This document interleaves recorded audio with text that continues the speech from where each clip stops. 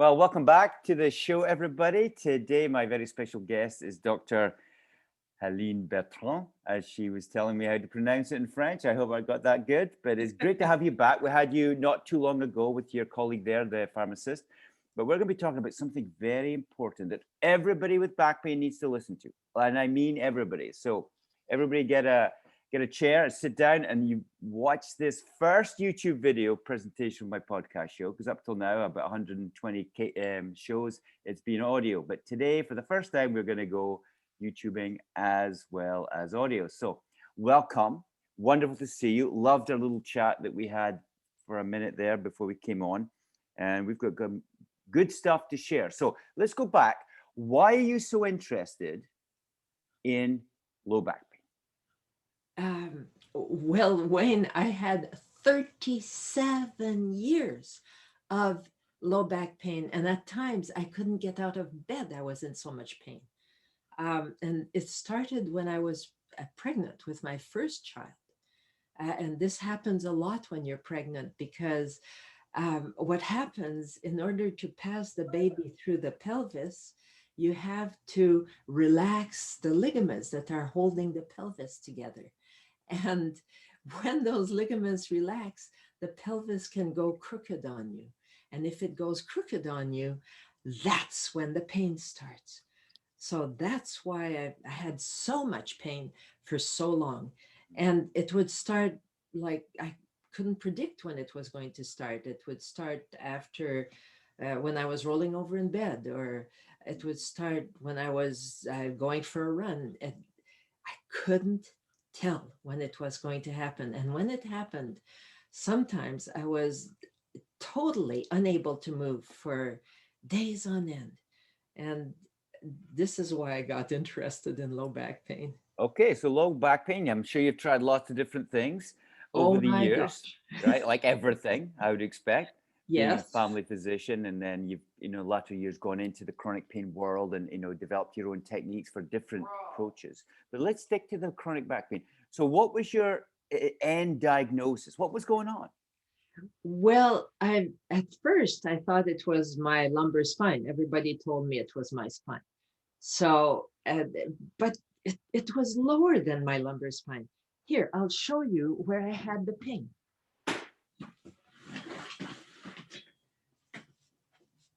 It was right here, right in this area. On the left or the right? Well, actually, sometimes it was here, sometimes it was here. So it would change, and sometimes it was on both sides. So, but you see where my fingers are?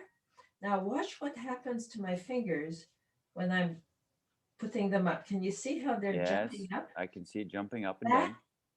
That is where the you can tell whether the joints are level or not.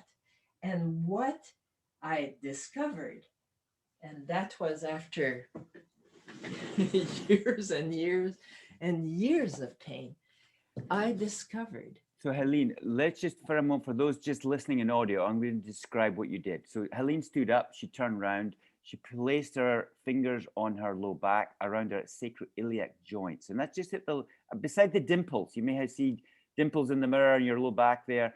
That's where they are in the rough area. But she was just moving her fingers up and down.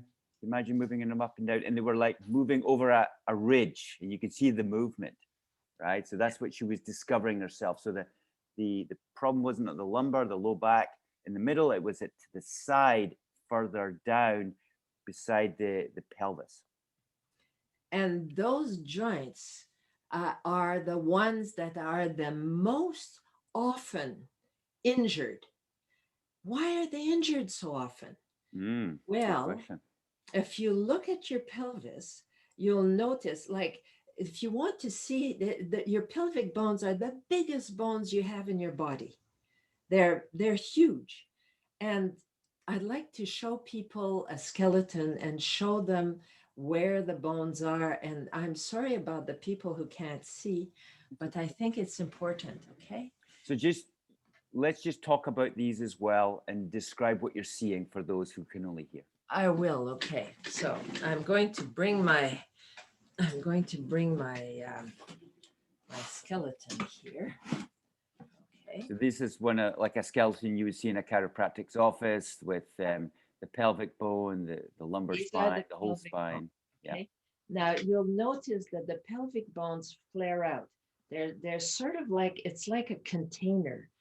And that container contains your whole body, like your whole body weight lies on these pelvic bones. And that's why they're under so much stress, because every movement you make, like when you're bending over, you're actually bending that bone. So like it's like these bones move whenever your body moves. I'm going to turn it around so you can see the back of the pelvic bones, okay? Now you have your spine in the middle, and then you have this below the spine, this triangular bone, just below the spine called the sacrum. And if you want to know where the sacrum starts, you can feel just below your waist. You're going to feel this resistance. All of a sudden, boom. You see how the fingers are resisting here? Yeah. Can you see that? I can see that moving. Yeah. That is the top of your sacrum. So your spine ends here, just below your waist, and the sacrum is just below that. That's the triangular bone just below your waist, okay? That bone is in line with your spine. These bones are the ones that move when you're bending forward, but they also move with every step you take. Can you see the bone moving? Yep. So Helene That's- is lifting up the femur bone, and the whole pelvis is rotating back Exactly. towards the camera as the Exactly. leg hips moves up. Like if you're taking a step forward, the back of the Exactly. pelvis is moving down. So, you know, this is an amazing little subject here, because I think there's a little bit controversy, and you've kind of highlighted it by talking about it. But one thought is, well, this bone doesn't move. What do you have got to say about that? You just wait. I'll show you a picture, okay? Okay. But these are your sits bones, okay? And when you're sitting, you see, because these sits bones are part of your pelvic bone. Your pelvic bones are huge, okay? Yes. If you put your hands on either side of your waist, Yeah. and push down, Yeah. you'll feel the bones, Yeah. okay? Those bones go from your waist to the bottom of your buttocks where you are sitting. Yeah. They're going to your sits bones. These are huge bones. Yeah. And if you are sitting, it moves the bones. See how the bones move apart? Oh, really? You see how when you're sitting, it Yeah. moves your pelvic bones. So all of like every movement you make is absorbed by your sacroiliac bones. Right. So the So sacroiliac is the joint between the sacrum and the and the iliac bone. ilium, which is the pelvic bone. Exactly. And every movement you make goes through that bone. Okay, so that's a very important thing for everybody to get here, because I think the general consensus is most people have no idea about this, and most doctors think these joints don't move. That's well, fact. and you know what? Most doctors think these bones don't move. Yeah, exactly. But if you look at the ligaments that hold these joints. Now we're looking at the ligaments in a picture here. Yeah, and you see the ligaments that hold the hip, how much there is? Yeah, very little. Look at the ligaments that hold these joints. Oh my God. The whole lower back is loaded with ligaments, Yes. trying to hold this joint steady. Now, if this joint didn't move, there wouldn't be ligaments holding it steady. Yes. It wouldn't be needed. If you just had a solid mass of bone here, yes, you wouldn't need to have Wow. protection. But this is why it's so important to understand this joint and see how it moves. So just for those listening, what we're looking at is a picture of the sacrum, and over the top of the sacrum, between the sacrum and the bone and the skin, it's between the bone and the skin, it's basically full of ligament. and it spreads out towards the other bones of the pelvis to support it. So that's what we're looking at in this picture. And the thing is that people, there wouldn't be any ligaments if it wasn't a problem Yes. moving this bone. The other thing I want to show you is that this joint, and the reason it is ignored by doctors, most people in general, is that you can't, like, here's a hip joint. You see how nice Right. and regular it is? It's smooth, it moves. You can see that on X-ray because Yes. it's two smooth lines, one against the other. Yes. But look at this pelvic joint. Look, it's full of bumps and hollows, and it's so irregular. Now, Helene, just because we're Yeah. looking at this in the camera, how big is that by size? Are we talking like 2 inches by It's about 3 it's inches? about oh it's yeah about 2 inches by 3 inches. Yeah, Wow, so it's a huge it's a triangular huge, yeah. joint that's And joining. but And it's full of bumps and hollows, and it's the bumps and hollows that are the problem. Because if you have bumps and hollows, you can't see those. You see, you've got a multitude on this side, you've got a multitude of bumps and hollows. And yes, on the other side, you also have bumps and hollows, the same ones, but yes, that the hollows correspond to the bumps and the bumps correspond to the hollows. yes, yes, yes, And got it. so, and so if you're a radiologist and you're looking at this, all you see is a mishmash of bumps and hollows, and Mm, you cannot see it. And if you can't see it, it doesn't exist. exist, exactly. Like, So it looks a little bit like the crater of the moon. well, no, it's actually more cratered than the moon. Yeah, well, there you go.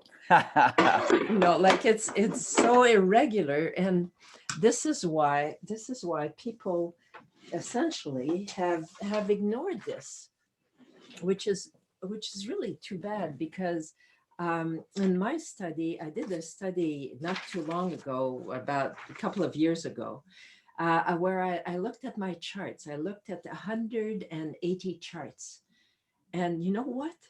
In 164, these were Yeah. all people with back pain. Okay, Yes, yeah. of those 180 people with low back pain, 164 of them had pain coming from their sacroiliac joints. Oh my gosh. 9 out of 10. Wow. And people ignore these joints. It boggles my mind. The other thing that people do is they make wrong diagnoses. The doctor not just makes a wrong diagnosis because he thinks it's coming from the spine.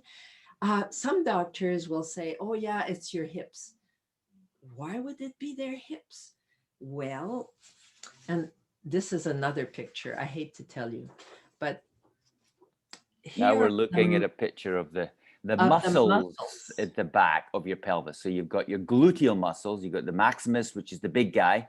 And the medius. The medius is more at the top. And the minimus, and they all attach on the hip bone. And yes. the piriformis here, yes, they all attach on the hip bone. And if these muscles are attaching on the hip bone, if you lie on that hip bone, and these muscles are overworked and they have tendinitis, if you lie on that hip bone, it's going to hurt. And so the doctor says, this is called the greater trochanter here, this part of the hip bone. And so they'll say, you have trochanteric bursitis. So they'll give you cortisone.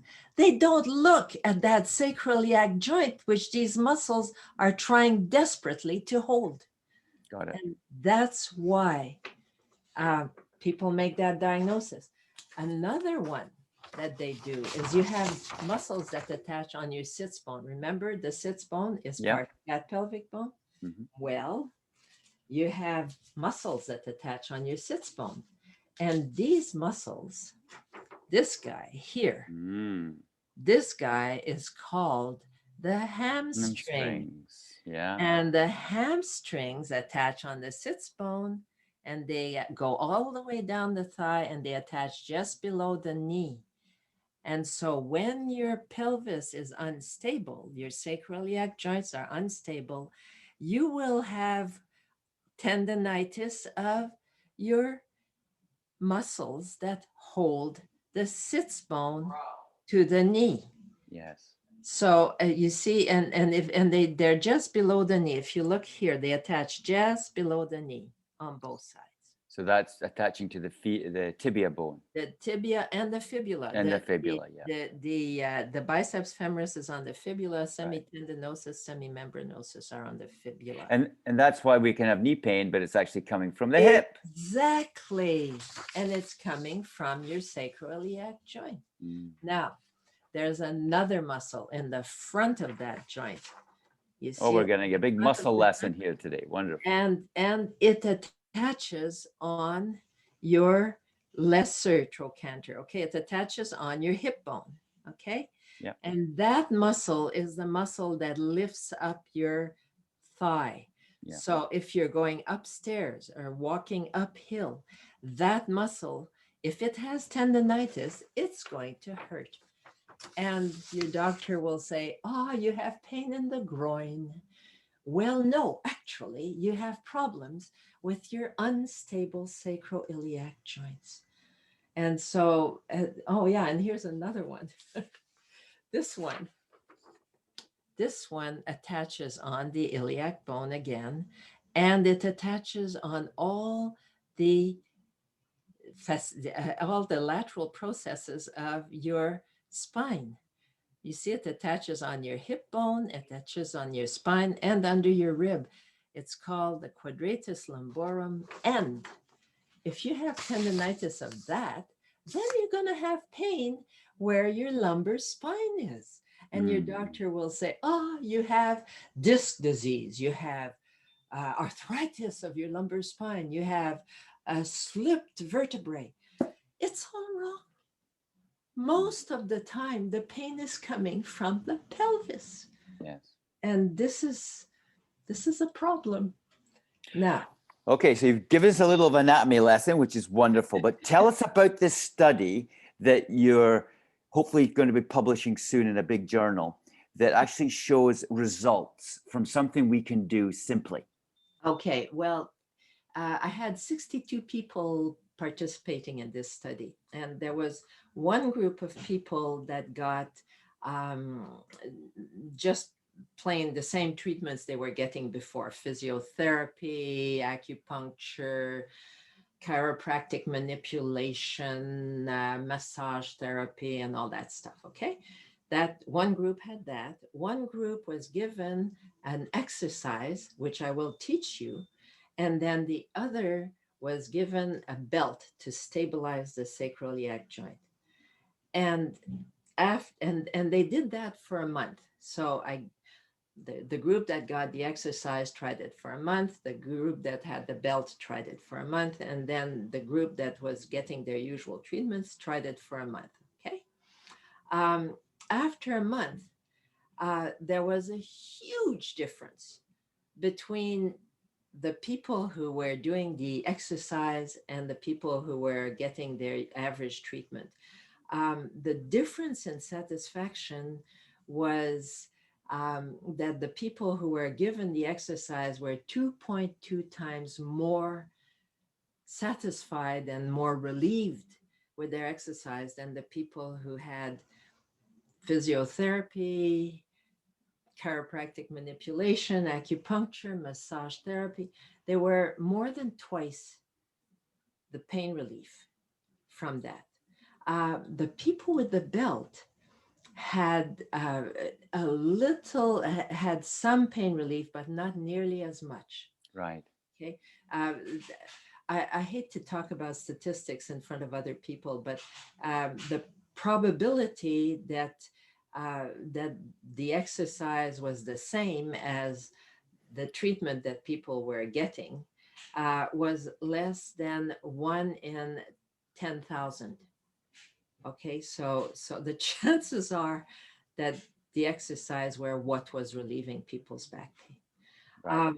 Then, you see, one of the problems with the belt is that if your pelvis isn't straight and you put on the belt, if your pelvis isn't straight and you put on the belt, then, oh my goodness, somebody's calling. That's okay. I'll This is have- live show. okay. Okay, I have to let somebody in just a minute. It's Okay. okay. Hello. Okay, just a minute. It's on the 12th floor. Sorry, I had to ring somebody in. And I'll have to tell my husband to open the door. Just a minute. So I'm going to recap what Dr. Helene is talking about. So these are people, 62 people with SI joint pain, sacroiliac joint pain. And she asked them the question, how much is your pain? And the score was 0 to 3. So 0 out of 10. 0 out of 3 meant they never had pain. Pain relief. Never had relief, correct. And then the 1 out of 3 was sometimes relief. 2 out of 3 was most of the time had relief. And 3 out of 3 was always, right? So this 2.2 more effective meant that the average treatment for all the other things that they were getting done was roughly 1 out of 3 was better. So that meant sometimes. And the belt and the exercise was 2.2. Is that right? 2.2 Yes. out of 3. So they jumped up over double effectiveness with what the treatment was. And we're going to talk about that. Yeah. So I just wanted to say that the reason the belt didn't work as well as the exercise is that the belt, if the pelvis is crooked, then those of you who are going to see it, you know, it's very irregular and it's full of bumps and hollows. And if you put the bumps against the bumps, it hurts. You see, if you squeeze the bumps against the bumps, and the belt, what the belt does is it squeezes the pelvis together. And that is, that's important because it holds the pelvis. The reason people get back pain is because the ligaments, those things that I showed you, the ligaments that hold your pelvis loosen up.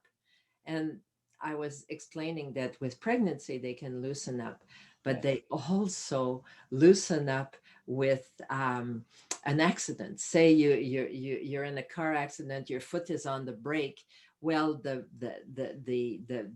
your thigh bone is going to push against your iliac bone, and it's going to rupture some of the ligaments that are holding that sacroiliac joint together. If you have an accident, you fall on your buttock, that's going to happen again because that will displace your sacroiliac joint.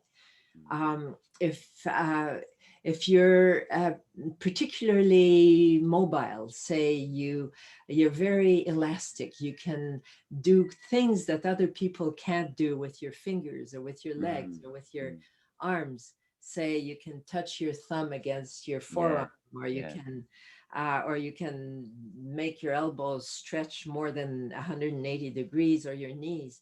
If you do that, then the ligaments that you have are elastic. They're not solid.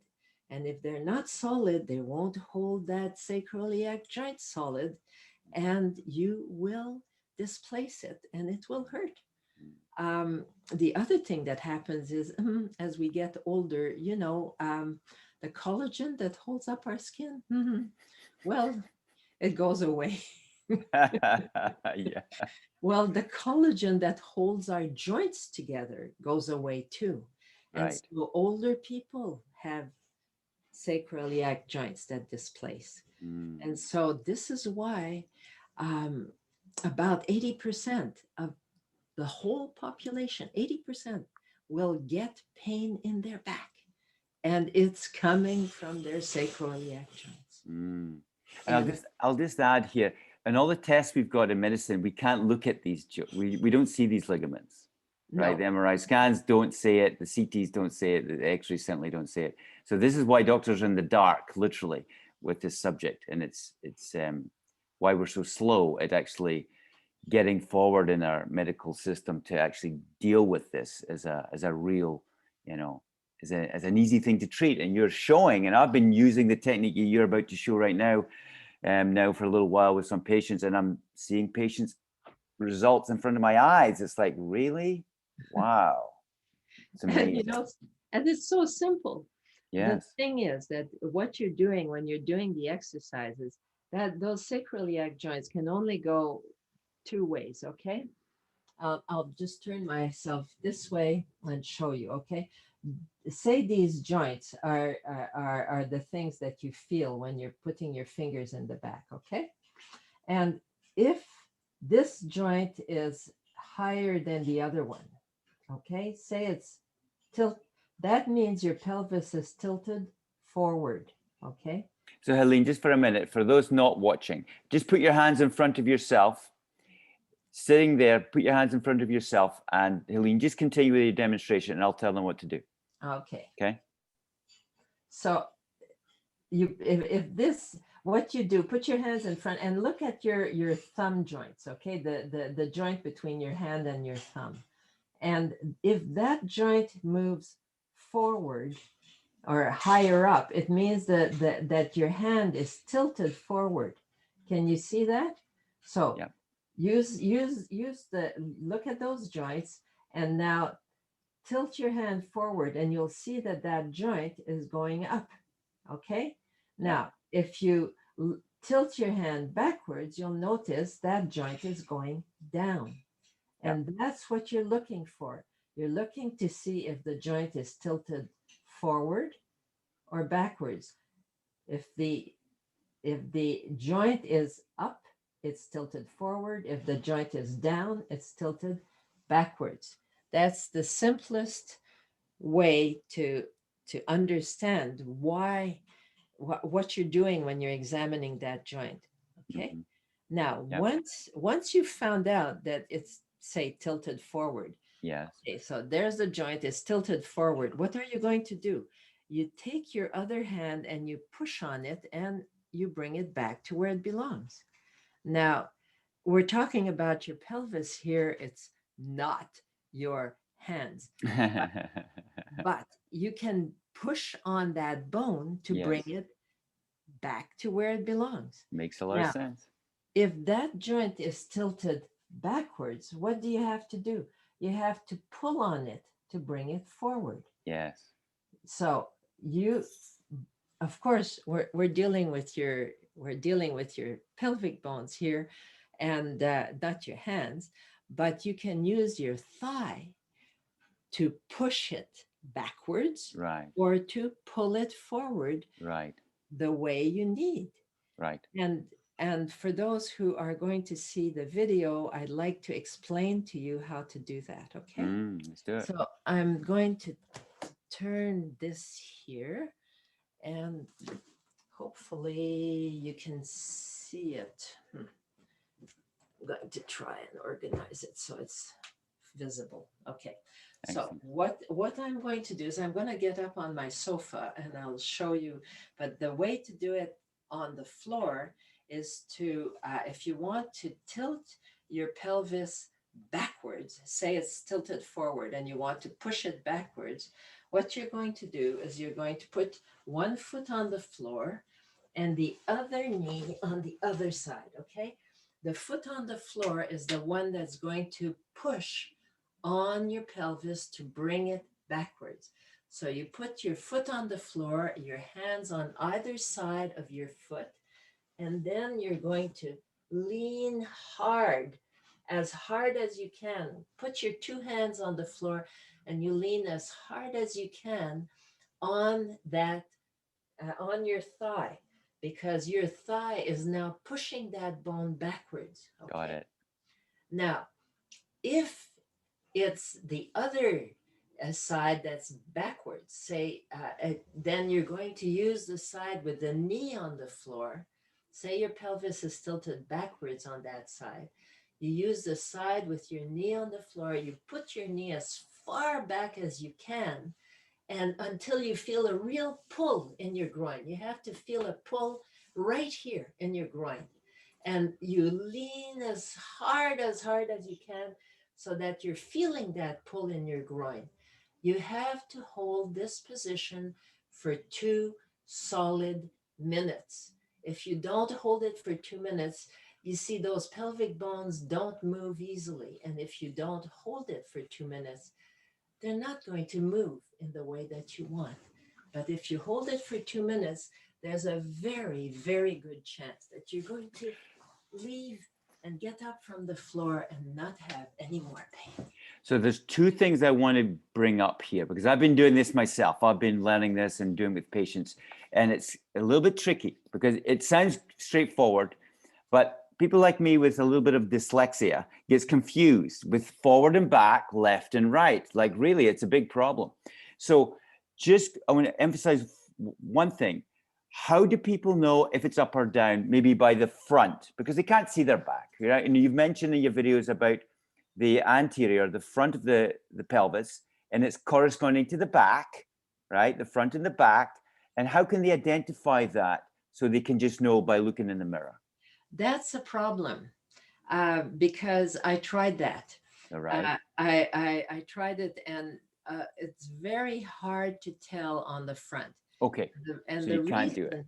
Okay. the Good point. reason it's hard to tell on the front is that the two little bones in the front here, the two sticky outy bones that you can see here, Yes. well, it's very hard to have them at exactly the same level. Right. You see, like right now they're at the same level, but you know, it's easy for me to move them Yes. such that they Got won't it. stay at the Got it. same level. Whereas Okay. when you're testing the bones in the back, Yes. you'll notice that they come to a stop at these little bony bumps here. Right. And so it's Okay. easy to tell that they're at the same level. You see what I mean? Yeah. So the trick is to go to a mirror, and you're going to turn your back to the mirror, and Right. you're going to lean forward, and you're Right. going to look at the mirror with your fingers Okay. on the just below those two little sticky outy bones in the back, Okay. and you'll look at the mirror from you see what I mean? If Yeah, you're, I've got if it. you're Yeah. leaning forward, Yeah. you'll see which finger is higher. That's the finger that has to have the foot on the floor. Okay. So the And higher, well, let's stick at this point because it's all about this point here. If Yeah. it's higher on the foot goes painful on the side, floor. your foot is up, like on like Your thigh is up. your You're knee is up. pushing Put with your your knee thigh. up. Your So if knee it's is up. so higher on the back, higher on the knee. That's how I Yes. thought about it, right? Okay. Higher on the back, higher on the knee. Lower on the back with the painful side, lower with the knees. That's when your knees backwards stretched. Yes. Now I've got a YouTube video that people can look at, and that'll be a lot easier for people who are listening at the moment. Yes. And the YouTube video, if you can go to it, you look under Helene Bertrand. So Just spell that. Helene Bertrand, and Sacroiliac, and that's Sacroiliac. And then you'll see the exercise, and you'll be able to do it. It's quite simple. So Awesome. That's and exactly what I wanted to hear. now the other thing is that people should get a belt to hold their pelvis together, because if their pelvis is moving, they'll go for a run, or they'll pick up something heavy, and all of a sudden, pow, it goes off again. The way to avoid that is to wear I use Sorola belts because they're the best possible pelvic belt, and the way to fix it is to wear a Sorola belt. So once you've straightened out your pelvis, make sure you straighten it out before you put on the belt, otherwise it'll hurt. But straighten out your pelvis, and then get a Sorola belt. I'll get one and I'll show you. So there'll be a link. Yeah. A link for the name of this on there. So this is a Sorola belt. Okay, it's a belt that's about 2.5 inches wide. It's not very wide, and you have to put it You have to put it just underneath the two little sticky outy bones, okay? You have to make sure, okay? And then you tie it good and tight, just under the two sticky outy bones, okay? Here are the two, whoops, this one's a little bit on the low side. I'll put it at exactly where the two sticky outy bones are, okay? Got it. Now, once you've done that, you want to open up the belt and put it as far forward. There's two little tabs that attach to the belt, and you want to pull them outwards and then as far forward as you can. You want to really tighten the belt around your pelvis, okay? But you don't ever want to put it above those bones, because remember, your pelvis flares out. You saw the picture, it flares out. If you put it higher up, you're opening up those joints. You absolutely don't want to open up those joints, okay? Because you open the joints, you're going to have pain. So you put on that belt and you use it for whenever you're going to do something that's more strenuous for your back. Like if you're going to be bending and picking up heavy things, if you're going to go for a long hike, if you're going to go for a run, anything that's going to strain your pelvis, put on the belt. And can you just give the spelling of the one that you like? Oh, S as in sugar, Serola. Sacroiliac. Mm-hmm. Cool. Well, Okay. thank you. This has been a very educational first YouTube podcast video. Wonderful. And I love the videos myself. I've looked at them. I've used them. I'm now using them with patients, educating patients. And I'll have to get onto the belts and encourage people to use those as well.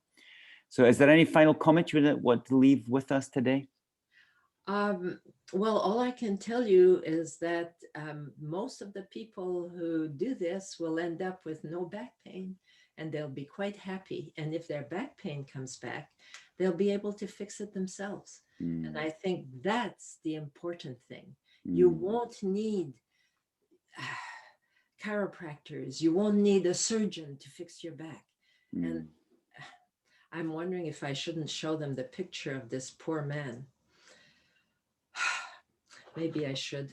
This is a man I saw who had terrible, terrible pain in his back. So terrible that he had surgery. And he had surgery to fuse his whole back.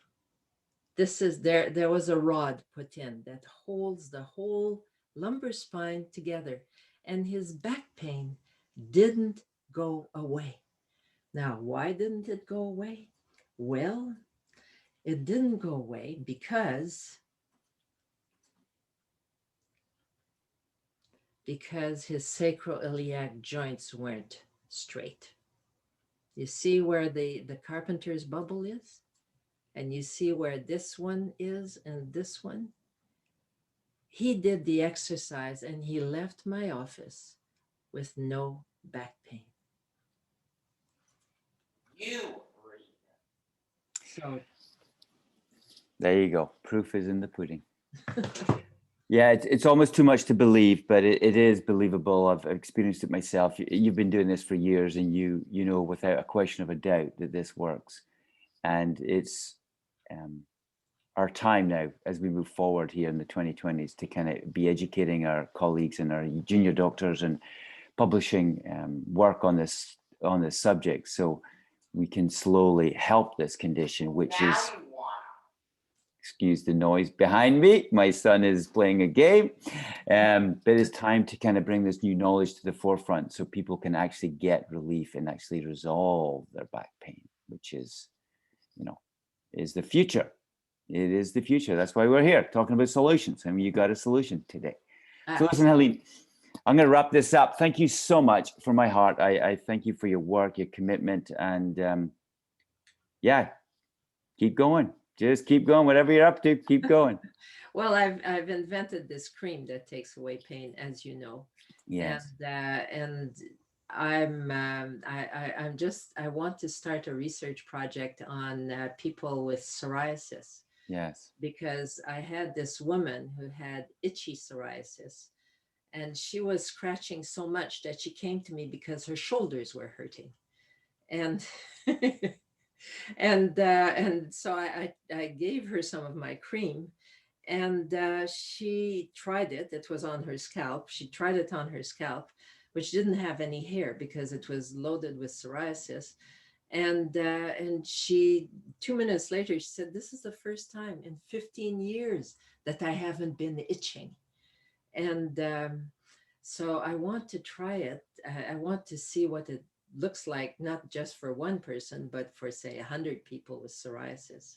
That's my next project. But, who knows? That's another podcast show. Okay, well, listen, thank you so much. Take care. We'll see. I wish you all the best. Okay. Yeah. Bye for Bye-bye, now. Winnie.